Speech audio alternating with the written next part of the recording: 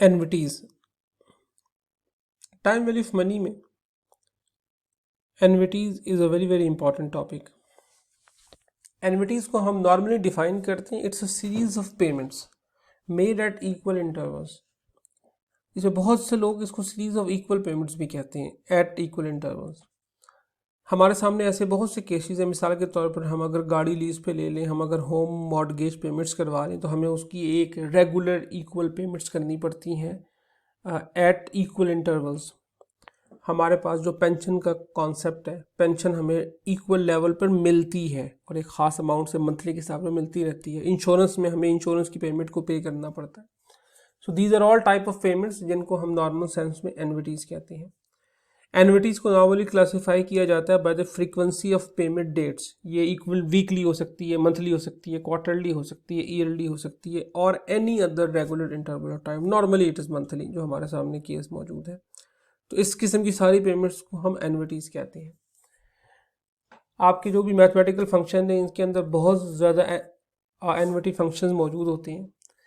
वो वाली एनविटी जो कि आपको लाइफ टाइम के लिए पेमेंट प्रोवाइड करती है, उसको हम नॉर्मली लाइफ एनविटी भी कहते हैं। इंडिया और पाकिस्तान के अंदर नॉर्मली जो पेंशन का कॉन्सेप्ट है वो एक ऐसी ही एनविटी का कॉन्सेप्ट है जिसमें आपको जब आप रिटायर हो जाते हैं सुपर एनुएशन के बाद 60 ईयर्स के बाद, फिर आपको टिल योर लाइफ टाइम आपको उसकी पेमेंट मिलती रहती है। चाहे आप 20 साल अलाइव रहें, चाहे 10 साल, चाहे 50 साल अलाइव रहें, आपको उसकी पेंशन मिलती रहेगी। एनविटीज को नॉर्मली दो टाइप्स में डिवाइड किया जाता है। एक एनविटीज कहलाती हैं ऑर्डिनरी एनविटी और दूसरी एनविटीज को हम एनविटी ड्यू कहते हैं। इसको हम आगे जाके डिस्कस करते हैं, इनकी टाइप्स में क्या क्या फ़र्क होता है। मैं सबसे पहले आपको एक छोटी सी एग्जांपल दे दूं कि फ़र्ज करें कि एमसीबी बैंक जो है वो एक special 3 years fix term deposit offer कर रहा है, जो कि आज से 1 साल के बाद शुरू हो रहा है, जिसपे वो 5% इंटरेस्ट रेट दे रहा है। और फ़र्ज़ करें मिस्टर ए जो है उसके यहाँ आज ही एक बेबी बॉय की पैदाइश हुई है और उसने ये डिसाइड किया कि वो इस एमसीबी के अकाउंट के अंदर अपने बेटे की हर बर्थडे के ऊपर $1000 इन्वेस्ट करेगा, ताकि जब वो तीसरी बर्थडे के ऊपर जाए तो 3 पेमेंट्स जमा हो चुकी हों और वो फौरी तौर पर वो पैसे निकलवा ले, क्योंकि ये 3 इयर्स टर्म फिक्स भी है। और उसके बाद वो उन्हीं पैसों को इस्तेमाल कर सकेगा अपने बच्चे की एडमिशन फ़ीस वगैरह के लिए। ये एक छोटा सा कॉन्सेप्ट है, ये भी एक किस्म की एनविटी ही है, जिसके अंदर 3 फिक्स डिपॉजिट्स हैं जिसमें आप 3 दफ़ा जमा करा रहे हैं और फिर आपको सारे के सारे पैसे मिल जाएंगे। तो अगर हम इसकी छोटा सा इसको टाइम लाइन में डिफाइन करने की कोशिश करें तो इस किस्म की सिचुएशन है। ज़ीरो टाइम वो टाइम है जहाँ आज उसके यहाँ बेटे की पैदाइश हुई है। बेटे की पहली बर्थडे पे वो $1000 जमा कराएगा, दूसरी बर्थडे पे जमा कराएगा और तीसरी बर्थडे के ऊपर जमा कराएगा और तीसरे के ऊपर उसको पैसे मिल जाएंगे। अब आप देखें होगा क्या। होगा ये कि ये जो तीसरी बर्थडे पे उसने पैसे जमा कराए, चूँकि ये पैसे उसको फ़ौरन मिल भी गए, तो इस पैसे के ऊपर उसको किसी किस्म का प्रॉफिट नहीं मिलेगा। अब आप देखें ये जो एक्सप्रेशन है ये बेसिकली फ्यूचर वैल्यू वाला एक्सप्रेशन है कि future value is equal to P into 1 plus interest rate raise to power n, जो उसका टाइम पीरियड है। चूँकि कोई टाइम पीरियड नहीं है, आज पैसे जमा कराए फ़ौरन मिल गया तो ये ज़ीरो हो गया 1000। सेकंड केस में क्या हुआ, सेकंड केस में चूँकि ये 1000 बैंक के पास 1 साल रहा तो उस पर वो एक दफ़ा इंटरेस्ट देगा।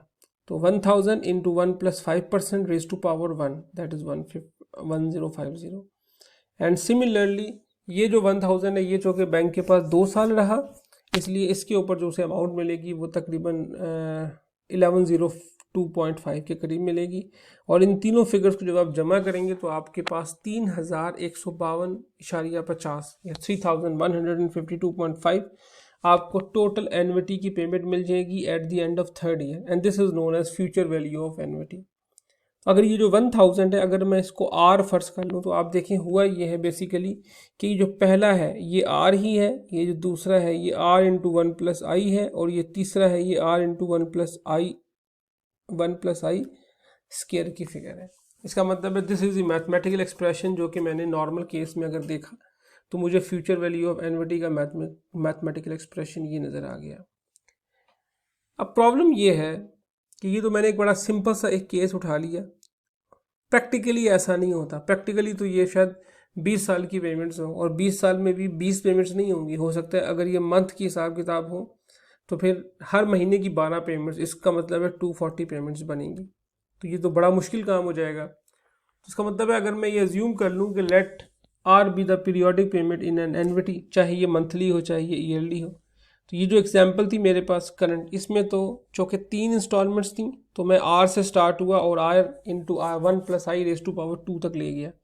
अगर फर्ज करें ये n पेमेंट्स हों तो 3 पेमेंट्स के केस में ये 2 तक गया है, तो n पेमेंट्स के केस में ये कहाँ तक जाएगा, n-1 तक, क्योंकि 3 पेमेंट्स के केस में ये 2 तक गया था, 3 पेमेंट्स के केस में ये 4 पेमेंट्स के केस में ये 3 तक जाएगा और n पेमेंट्स के केस में ये n-1 तक जाएगा। तो r into 1 r plus r into 1 + i plus r into 1 + i² plus so on करते करते r इंटू 1 + i⁻n-1, ये मैथमेटिकल एक्सप्रेशन बन गया। अब आप अगर गौर करें तो आपने इनिशियल मैथमेटिक्स की क्लासेस में पढ़ा होगा कि ये एक ऐसी टर्म है जिनको आप नॉर्मली ज्योमेट्रिक सीरीज़ या ज्योमेट्रिक प्रोग्रेशंस कहते हैं, जिसका नॉर्मली मतलब ये होता है कि कोई एक कॉमन टर्म है जिसके साथ जब आप मल्टीप्लाई करेंगे तो अगली टर्म आ जाएगी। ठीक है, तो ये ज्योमेट्रिक प्रोग्रेशन है। और ये जो ज्योमेट्रिक प्रोग्रेशन है इसको मैं अगर देखने के लिए मैंने आर जब कॉमन ले लिया तो मेरे पास जो फिगर बन गई वो इस तरह बन गया। अब आप देखें इसमें जो कॉमन टर्म है वो क्या है, 1 + i, यानी कि 1 + i को जब मैंने 1 से मल्टीप्लाई किया तो ये फिगर आ गई, जब मैंने इसको 1 + i से मल्टीप्लाई किया तो ये फिगर आ गई, एंड सो ऑन। अगेन अगर मैंने किसी भी किस्म की ज्योमेट्रिक सीरीज़ का सम हासिल करना हो तो मेरे पास जो इसका सम हासिल करने का फंक्शन है वो इस तरीके से होता है कि Sn = a × 1 + i 1 - r n divided by 1 - r, and r is what, r is a common term. तो यहाँ पे कॉमन टर्म आपके पास क्या है, 1 + i, and what is a is the first term, यहाँ पे a क्या है, 1।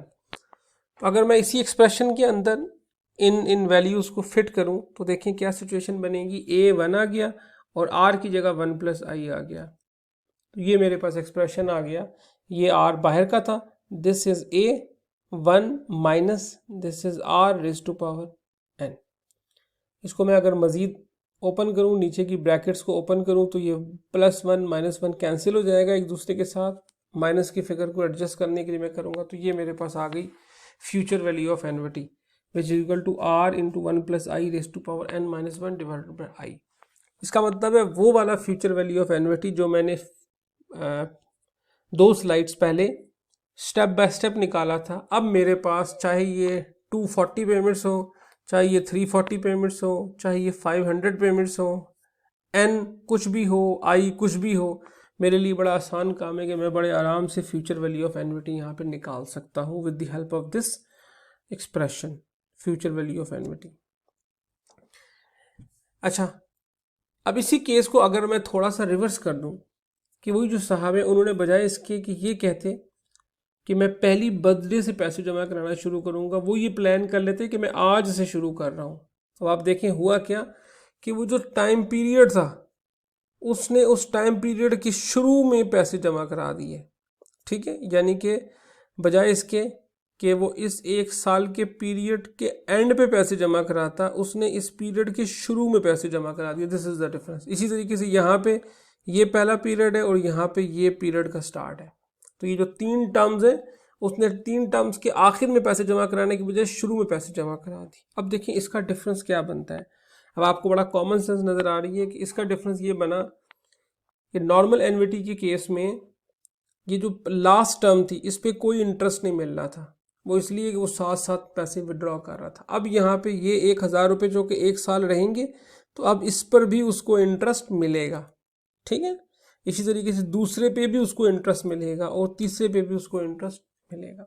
This is the difference between ordinary एनविटी and annuity due, यानी कि ऑर्डिनरी एनविटी के अंदर जो आपका टर्म पीरियड होता है उसके आखिर में पेमेंट होती है। अगर महीने का टर्म पीरियड है, महीने का पीरियड है तो महीने के आखिर में पेमेंट होगी, और ऑर्डिनरी के बजाय अगर एनविटी ड्यू है या एनविटी डेफर्ड है तो उसमें महीने के शुरू में आपको पेमेंट करनी पड़ेगी। This is the basic difference.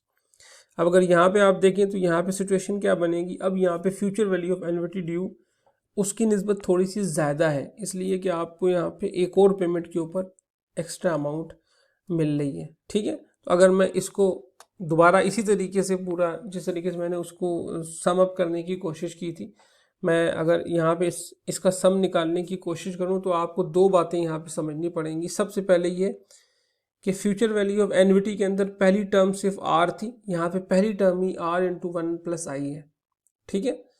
और अब ये फिगर जो है ये n तक जा रही है, पहले ये n-1 तक जा रही थी। और जब आपने इसका दोबारा प्रोग्रेशन लेंगे, पूरे का पूरा सम अप करेंगे, तो अब आपके पास जो future value of annuity due है वो ये आ जाएगी। और आप अगर देखें तो ये पिछले एक्सप्रेशन के मुताबिक सिर्फ एक फिगर एक्स्ट्रा है, एक टर्म एक्स्ट्रा है, which is 1+i into raise to 1+i। Okay, इसका मतलब है कि फ्यूचर वैल्यू ऑफ एनविटी और future value of annuity and annuity due में जो डिफरेंस है वो सिर्फ इसी टर्म का डिफरेंस है, ठीक है। यानी कि फ्यूचर वैल्यू ऑफ एनविटी को अगर आप 1+i से मल्टीप्लाई कर दें, then you get the value of future value of annuity due, ठीक है जी। This is the basic idea of future value of annuity and future value of annuity due. Thank you.